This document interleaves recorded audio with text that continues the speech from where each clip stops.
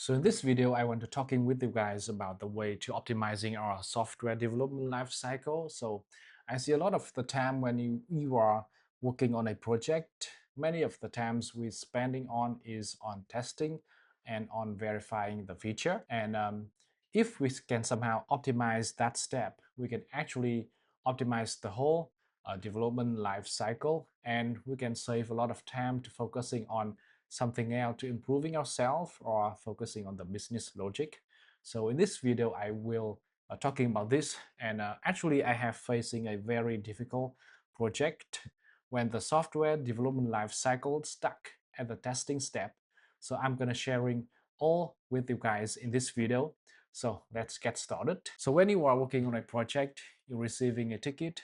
The first thing you need to do is to understand the ticket, understand the architecture, the description of it. After you have all of the understanding, you will planning and coding with the agent, and this step can be done pretty fast. After that, we're gonna have the testing step, and this usually be done in the local in our laptop locally, and then you're gonna deploy that to the cloud environment like dev or stage and verify the feature there. So if there are any bug or anything that is running invalid, you need to fix that again, and then you will go back to this step to do all of the coding step, and then testing, and then verifying, and then until it's done, we're gonna have another step, which is reviewing the code. Can be done by your lead or someone else, and after that it will be considered done. So you can see in here is that we're gonna have a whole development life cycle around here, and usually the testing step, as I said, is we're gonna stuck in this phase most of the time. So before moving forward, I want to talking with you guys about the case that I am facing in my current project. So normally when you guys receiving a project, you're gonna like working on a specific repository, you're gonna pull that to your local environment, which is your laptop, and then run it using either Docker or the CLI command like npm start, npm dev. And after that, you will install something else like a database or Redis or the Nginx to run all of your service locally. And you can freely testing the feature and experimenting it very good, very fast. And if it has any specific bug, you can actually launching a debug mode and can resolve them most of the time very quick. But my scenario is quite different. I'm actually working on a cloud native environment when we have everything running in AWS, and that include my local environment as well. So this project we're gonna have Lambda mostly, and then we're gonna have using Cognito, DynamoDB, and a Secret Manager. So all of those are AWS native. So there's no way to running it in my laptop.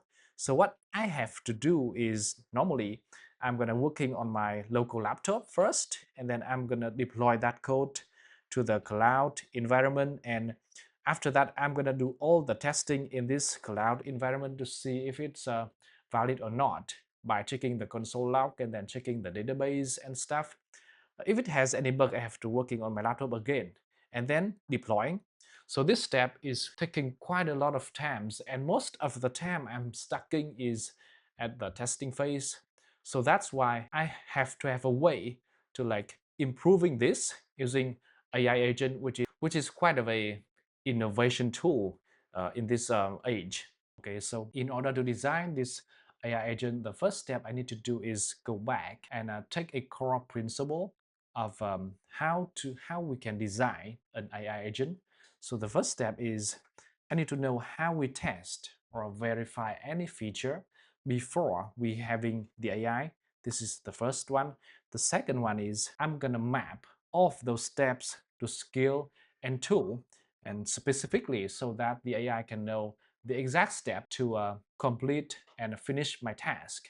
That's what I need to do. And then the third one is, of course, I'm gonna showing you guys a real system, a real tool, how I designing this AI agent. So let's go from the first one. So how we test before we even have the AI. We normally you're gonna running your app in the local environment, which can be a server, and then you're gonna find all of the API that we need to test to complete a feature. Normally, a feature will contains many API or even a event queue. So you need to find that in order to test. The next one is we're gonna execute the test by setting the API or sending the event to the queue. After that, you need to evaluate the test result.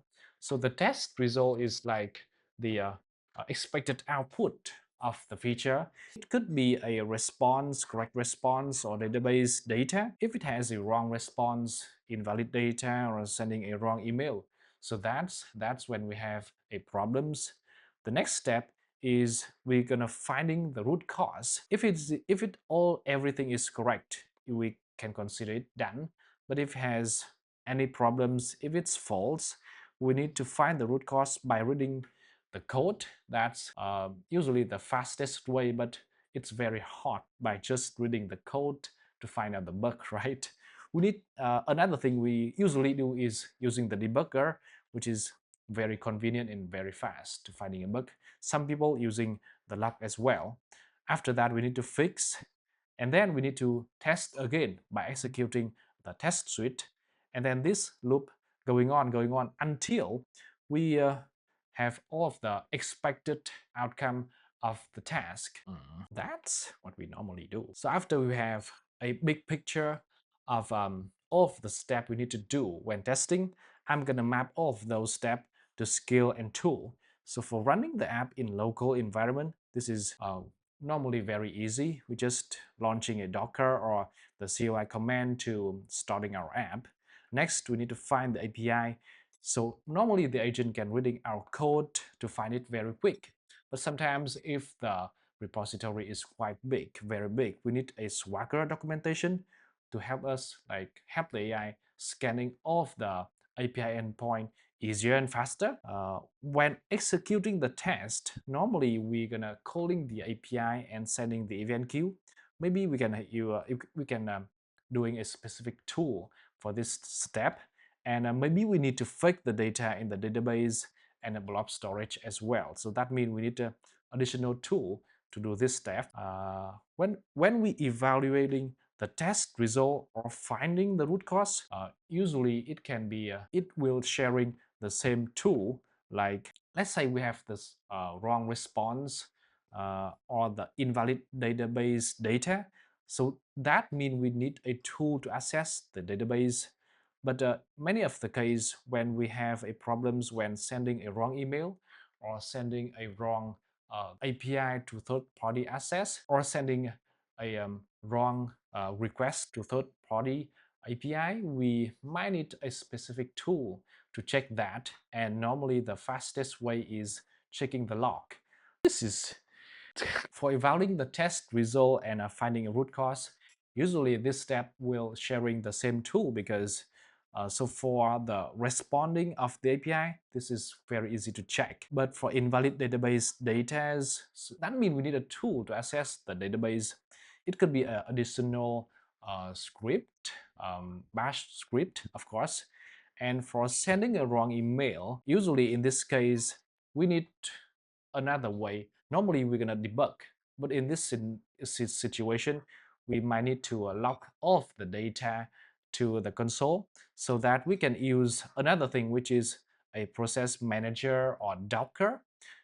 To using this one, we can easily taking the log of our service quite easy and fast. So this kind of tool will cover like almost of the case when we're trying to evaluate the test result or how the instance, how the service actually running your flow. So that's for the theory, and in practice, those tools are quite easy to make, in my opinion. So back to my original project, we have to go a long way to testing a feature. So the tool that I am designing is following the same pattern as I said previously. So firstly, we need to running our application in the cloud environment. So usually for AWS, we can have the way to deploy a CloudFormation stack. This will gonna deploy all of our stack, which contains everything everything in the infrastructure to AWS. The next thing we might need to do is to deploy a Lambda, because many of the times the code change is just one or two specific Lambda, so we can use a very fast way to deploy just the Lambda to AWS. Another way is maybe we need to find an API to test. And this step, reading the code usually is not enough because it's in cloud. So we're gonna use a tool like get the API gateway config or get the Lambda config to like having the detailed URL so the agent can go to the next step, which is executing the test. And so many of the times when you are trying to execute the test, the first thing you need to do is log in and getting a token for our test case. So after having the token, we're gonna calling the API, which we can use curl, or sending an event queue to the queue to start testing. And for evaluating the test result, the easiest way is to getting the Lambda log or getting the API gateway log or getting the DynamoDB data or get Postgres data. So even though you can find that this tool is quite easy, but in my opinion, it will optimize the way that agent interacting with my system, which is an AWS system over here, to finding all of the information needed to complete the test case and complete the test suite very easy and fast. So I hope you guys finding some value in my scenario over here and maybe apply it to your situation. Thank you.